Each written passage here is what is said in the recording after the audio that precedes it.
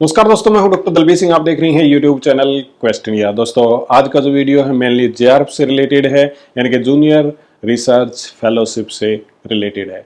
और बाद में 2 साल के बाद में एसआरएफ भी हो जाता है, तो हम जेआरएफ की बात करेंगे, एसआरएफ की बात करेंगे। बात ये करेंगे कि किस हालात में आपको जेआरएफ नहीं मिलेगा, क्योंकि बहुत बार हम ये तो बात करते हैं कि कितनी हमारी फेलोशिप है, किस प्रकार से हमें मिलेगी, सारी बातों का पता है, परंतु उन कंडीशंस के बारे में हमें नहीं पता होता है कि जेआरएफ आपको क्यों नहीं मिलेगा। यानी कि जेआरएफ आपने क्लियर कर लिया है, फिर भी उसके बाद में आप जेआरएफ नहीं अवेल कर पाएंगे।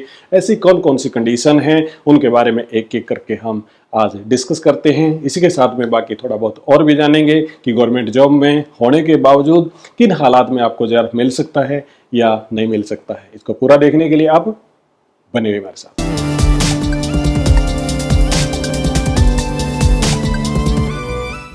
दोस्तों एक बार फिर से आपका स्वागत है। यहाँ पे दोस्तों सबसे पहले हम बात कर लेते हैं कि आज के दिन जेआरएफ आपको कितना मिलता है। मतलब सीएसआईआर से बात कर लें या ह्यूमैनिटीज से बात कर लें, तो आपको स्कॉलरशिप या फेलोशिप मिलती कितनी है। देखिए नॉर्मल कंडीशन के अंदर जेआरएफ जूनियर रिसर्च फेलोशिप आज के दिन 31,000 रुपये आपको मिलती है।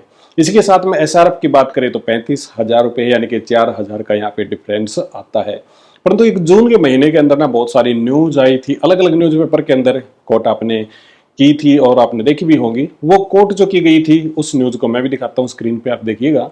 और यहाँ पे क्या बता रखा कि 19% हाइक कर दिया गया है फेलोशिप के बारे में, यानी कि आपकी फेलोशिप 19% बढ़ा दी गई है। क्योंकि बहुत सारे रिसर्च स्कॉलर इसके बारे में विरोध कर रहे थे, वो प्रदर्शन कर रहे थे, डिमांड कर रहे थे कि हमारी इस प्रकार की फेलोशिप को बढ़ाया जाए। और बढ़ने के बाद में ये कितनी हो जाती है, 37 और 41, यानी कि इसके अंदर फिर 5,000 का अंतर आपका आ जाता है। 19% हाइक है लमसम की। इसके मामले में देखोगे तो 37,000 आपकी जेआरएफ है और 41,000 आपकी एसआरएफ है। जेआरएफ आपको 2 साल मिलता है, फिर उसके बाद में एसआरएफ होता है। यदि आप कंडीशन पूरी करते हैं, यानी कि एनुअल प्रोग्रेस रिपोर्ट आपकी जमा होती है, तो आपको एसआरएफ में कन्वर्ट कर दिया जाता है, फिर आपकी वो बढ़ जाती है। अब दोस्तों कंटीजेंसी की बात आते हैं। 20,000 रुपए कंटीजेंसी के मिलते हैं ह्यूमैनिटीज वालों को, और 25,000 मिलते हैं जो साइंस बैकग्राउंड से CSIR से हैं, उनको यहाँ पे 25,000 रुपए मिलते हैं। दोस्तों बात आगे करते हैं जिसके लिए आज हम यहाँ पे आए हैं कि किन किन कैंडिडेट्स को जेआरएफ नहीं मिलेगा। देखिए दोस्तों, वैसे तो जिसने जेआरएफ क्लियर कर लिया, यानी कि जेआरएफ जिसका पास हो गया है, वो सबको मिलेगा। परंतु कुछ कंडीशन है, कुछ ऐसी ऑब्लिगेशन है जिन हालात के अंदर आपको जेआरएफ क्लियर करने के बावजूद भी, आपके हाथ में एक सर्टिफिकेट होने के बावजूद भी आप स्कॉलरशिप फेलोशिप अवेल नहीं कर पाएंगे। वो कौन कौन सी कंडीशन है, आइए इसको जान लेते हैं। सबसे पहले नंबर पे क्या है, एज फैक्टर। देखिए दोस्तों एज फैक्टर बड़ा ही इंपॉर्टेंट है, यानी कि आपकी एज होनी चाहिए। और ये एज कितनी है, 30 से 35 साल। 30 से 35 साल आप कैसे समझेंगे? 30 साल मतलब है जनरल कैंडिडेट के लिए, या फिर ऐसे ओबीसी कैंडिडेट के लिए जो क्रीमी लेयर के अंदर आते हैं, उनके लिए है 30 साल उम्र। फिर उसके बाद में 35 साल उम्र उनके लिए है। एज लिमिट की बात मैं कर रहा हूं, जो शेड्यूल कास्ट से या फिर ओबीसी कैटेगरी से आते हैं।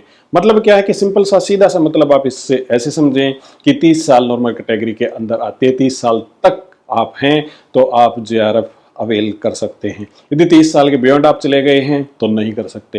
परंतु शेड्यूल कास्ट में या रिजर्वेशन की बात करें तो 35 साल तक।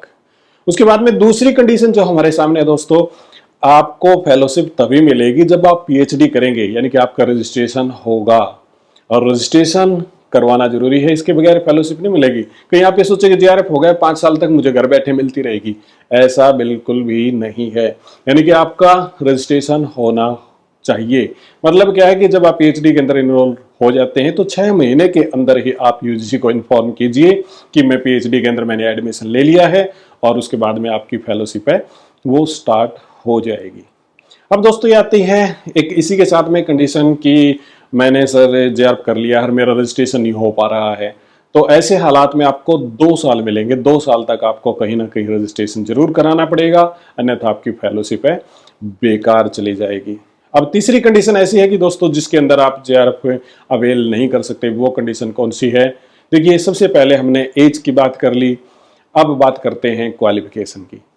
यदि आप जनरल कैटेगरी के अंदर आते हैं या फिर ओबीसी क्रीमी लेयर के अंदर आप आते हैं, तो आपको 55% मार्क्स आपके होने चाहिए पोस्ट ग्रेजुएशन में, यानी कि पोस्ट ग्रेजुएशन आपकी होनी चाहिए, उसी के साथ में 55% मार्क्स भी आपके होने चाहिए, तभी आपको ये फेलोशिप जीआरएफ मिलेगी, अन्यथा नहीं मिलेगी। परंतु शेड्यूल कास्ट में वही रिजर्वेशन के अंदर जहां बात आ जाती है तो ये 50% की कंडीशन है, यानी कि 50% यदि आपके मार्क्स हैं तो आपको फेलोशिप यहाँ पे मिलेगी। अब दोस्तों अगले पॉइंट पे चलते हैं, और ये बहुत इंपॉर्टेंट पॉइंट है, बहुत ज्यादा इंपॉर्टेंट पॉइंट है। वो है कि यदि आप किसी भी प्रकार से सैलरी होल्डर हैं तो आपको फेलोशिप नहीं मिलेगी।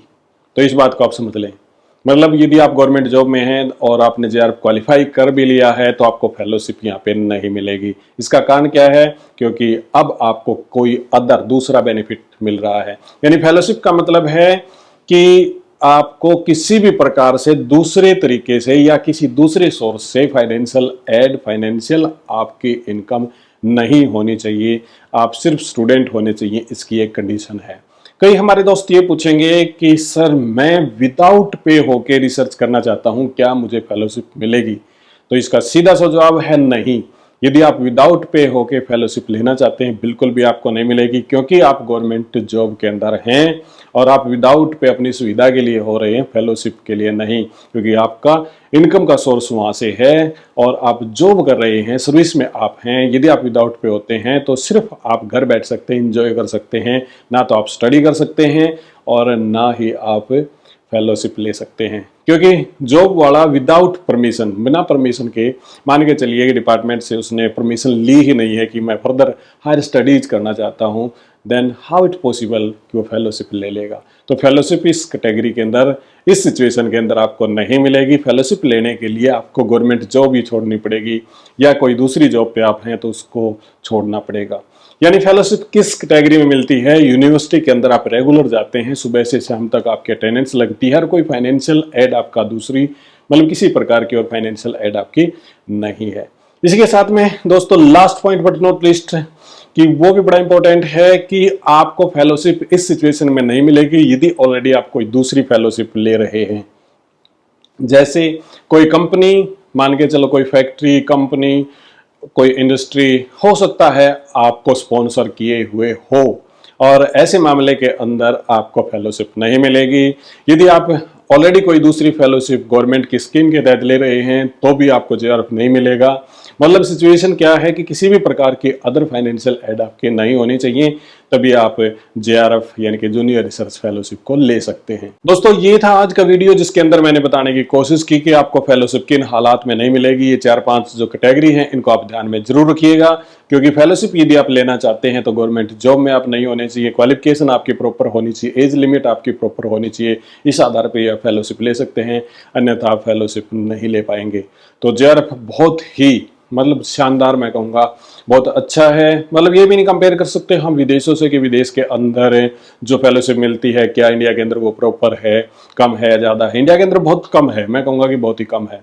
यदि आप विदेश के अंदर फेलोशिप लेते हैं, यूएस वगैरह के अंदर आप हायर स्टडीज करते हैं, रिसर्च करते हैं, तो वहाँ आपके मतलब एटलीस्ट लास्ट में आपके पास एक बैंक बैलेंस होता है।